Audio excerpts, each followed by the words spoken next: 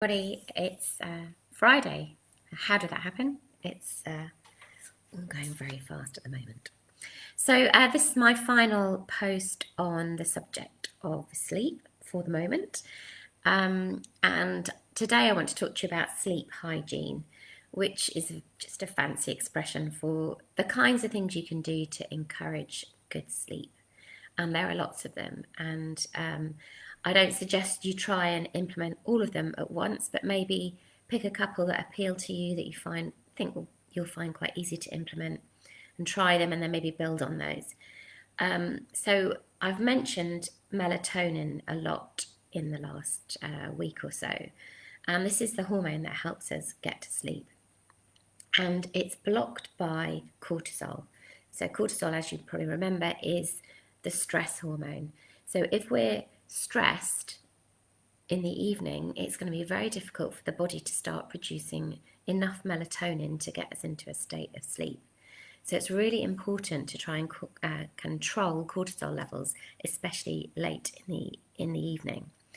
And that's really hard at the moment. So all of us are in lockdown.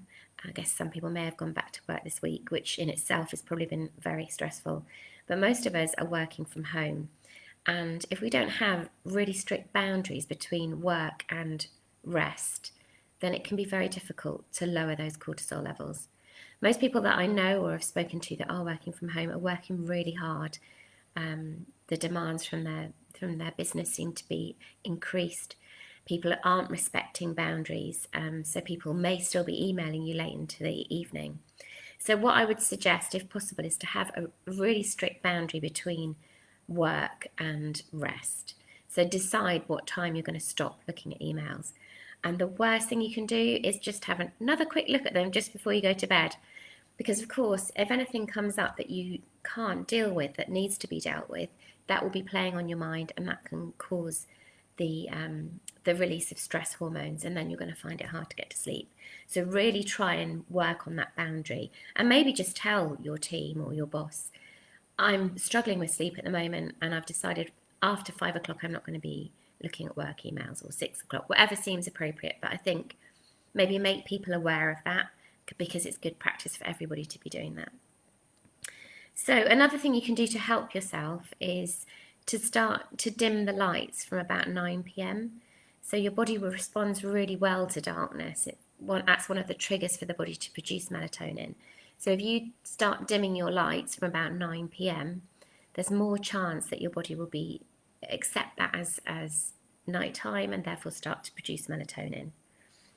And then the subject of screens. So ideally, you wouldn't be looking at a screen, whether it's your TV, an iPad, a computer, or your phone, an hour before you go to bed. So it sounds really daunting, because I think most people are used to looking at things until they finally go to sleep. They leave their phone on their bedside table charging.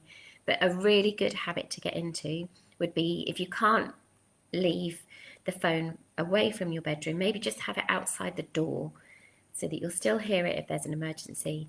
It can still be there as soon as you wake up, but maybe just place it outside your bedroom. And if you do have a TV in your room, now is the time to stop watching TV in bed. It's much better to read an actual book before you go to bed, to encourage the production of good sleep hormones. The other thing that's really important is darkness. Again, the body will start to produce melatonin when it gets dark. So if your body's light because your blinds are thin, or your curtains are thin, or you unfortunately live next to a street light, then think about getting blackout blinds. It's a really fantastic investment for those people that suffer with insomnia. If you can't do that, then I would buy an eye mask. And you can get some really lovely soft ones. It doesn't have to be tight on your head, but just something to block out any kind of light. Another thing that's important is temperature of your bedroom. So when you go to sleep, you want the bedroom to be cool, not warm. It's very difficult for the body to sleep if it's too hot. So try and have a cool bedroom, but your feet shouldn't be too cold. So hopefully that's not an issue now in May. But it still could be. It's been a bit chilly over the last few days. So you might need to wear bed socks to keep your feet warm. but try not to have your bedroom too warm. Another thing to avoid is vigorous exercise before going to bed. So if you did a really hard, I don't know, HIIT workout before you went to bed, that would raise cortisol again, and it'd be very difficult to make melatonin. So if you're going to do vigorous exercise, do it first thing in the morning. But something like yoga would be really restful to do before bedtime. And then other things you can do. So I'm a big fan of Epsom salts. So Epsom salts and magnesium sulfate. Magnesium is a mineral that we use up a lot of when we're stressed. And we need good levels of magnesium for our bodies to relax so that we can get to sleep. So having a bath with magnesium sulfate is a really good way of raising magnesium levels and making you more relaxed before you go to bed. We've talked about soporific things, and milk is one of them because of its high levels of calcium. So a milky drink might be a good idea before bedtime. And if that doesn't appeal, then I think I've mentioned it before, but Cherry Active is a really good remedy for sleep. So Montmorency cherries, which is what Cherry Active is made from, are really high in melatonin. So a really nice drink to have kind of mid to late evening. So hopefully I've given you some ideas there for improving sleep. If you've got any things that you do that work for you, please put them in the comments and share them with everybody else. And I'll be back on Monday with a new topic. So have a lovely weekend, and I'll see you then. Thanks for listening, and please share if you found this useful. Thanks.